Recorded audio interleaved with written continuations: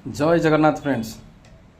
आपण किछि भी काम रे जदि आपण सफल होबाकू चाहूचंती, जदि आपणक पाखरे 10 घंटा टाइम अछि आपण काम करिया पई, आपण 15 घंटा काम करंतु। जदि आपणक पाखरे 15 घंटा टाइम अछि आपण काम करिया पई, आपण 20 घंटा काम करंतु।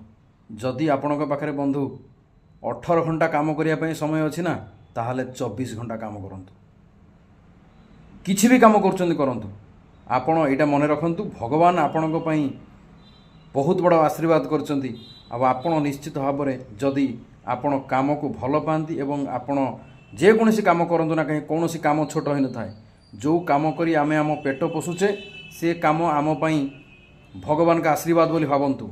आपण निजे जो काम करुछन आपण से काम को ही भल पांतु एवं आपण चेष्टा करंतु आपण प्रोफेशन को बहुत अधिका समय दवा पई आउ खुशीर सहित आपण काम को एंजॉय करी आपण करिया चेष्टा करंतु। जदि आपण काम को एंजॉयमेंट करिके आपण काम करंती एवं जो फॉर्मूला आपण कहली 10 घंटा थिले 12 घंटा करंतु, 12 घंटा थिले 15 घंटा करंतु, 15 घंटा थिले 20 घंटा करंतु।